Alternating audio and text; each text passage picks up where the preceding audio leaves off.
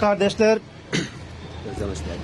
bundan çok kısa bir zaman önce Türkiye Kürdistan'ında eli kanlı katiller serbest dolaşıyordu ve sokak ortalarında yargısızca birçok insan infaz edildi. Geceleri köylere saldırılıyor ve köy evleri roket atarlarla, uzun namlulu silahlarla taranıyordu ve insanlar göz göre göre katlediliyordu. Ve bu katliamlara karşı ciddi bir karşı çıkış olmadı. Öldürülen insanlar eğer PKK'ya karşıysa bu devletle işbirliği halindeydi diye öyle üzeri kapanıyordu. Eğer devlete karşıysa bu PKK'liydi diye öyle üzerine kapanıyordu. Ve o dönemde adeta Türkiye Kürdistan'ında bir katliam gerçekleştirildi. O dönem kapandıktan sonra Türkiye'de Ergenekon denen bir yapılanmaya hafiften dokunuldu. Ama bu yapılanmaya dokunulunca özellikle Fırat'ın ötesine dokunulmamaya çok dikkat edildi ve itina gösterildi. Peygamber sevdalarına bağlı kardeş derneklerin bütün ısrarlarına rağmen ve bütün başvurulara rağmen hala Fırat'ın ötesine dokunulmamıştır ve öyle görülüyor ki dokunulmayacaktır da. Ve şunu özellikle belirtelim ki insan hak ve özgürlükleri bir gün hepimize ve hepinize lazım olacaktır. Eğer coğrafyamızın dışında bir zulüm yaşanıyorsa ve biz bu zulme seyirci kalıyorsak bunu kesin bilmeliyiz ki bu zulüm bir gün sizin de coğrafyanızda ta dünyanın öbür ucundan bugün size de dokundu. Ve size dokununca ortalığı nasıl da velveleye veriyorsunuz? Hepimiz şahidiz. Hepiniz şahitsiniz. Şimdi bununla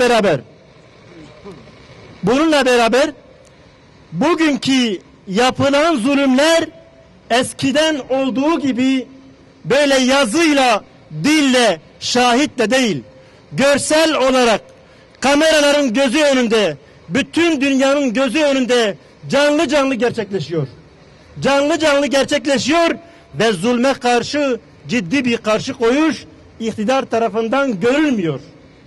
Ya da kendisini insan hakları savunucusu olarak görenler tarafından ciddi bir karşı koyuş görülmüyor. Bu neye işarettir? Sanki bana dokunmayan zulüm değildir ya da görmüyorum. Ama unutmayınız ki önü alınmayan zulmün yarın kime dokunacağı hiç belli değildir.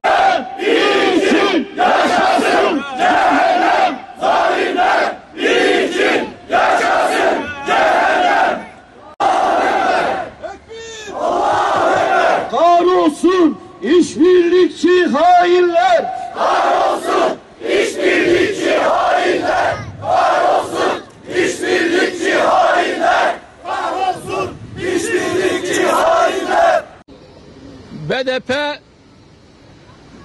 seçim çalışması yapan Hür Dava Partisi'nin yetkililerine ve üyelerine barbarca bir saldırı gerçekleştirilmiştir. Normalde her partinin seçim çalışma yapması, bildiri dağıtması ve kendi düşüncesini insanlara anlatma, izah etme özgürlüğü vardır. Eğer bölgede birden fazla siyasi parti olacak ise bunların hepsinin çalışma yapma hakkı ve özgürlüğü vardır. Ama maalesef BDP çevresi burada sadece ben varım. Bunun dışında hiçbir parti, hiçbir fikir yaşayamaz demektedir. Ki bunu Van'da seçim çalışması yapan AK Parti belediye başkanına dahi aynı saldırıyı gerçekleştirdiler. kendilerine daha önce dediğimiz gibi BDP'ye ve PKK'ye eğer gerçekten siz Kürt halkının yararını, menfaatini istiyorsanız bırakın halk kendi seçimini özgürce yapsın. Eğer gerçekten iddia ettiğiniz gibi zaten halk bizim dışımıza kimseye teveccüh göstermiyor. Bizim dışımıza kimseye oy vermiyor. Bizim dışımıza kimse bu halkın temsilcisi değil deniyorsa o zaman bu korkunuz, bu endişeniz nedendir?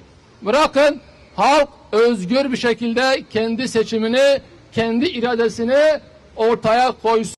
BDP bu suskunluğuyla bu saldırıları kendisinin yaptığını kabul ediyor ki çıkıp da bir açıklama yapmıyor.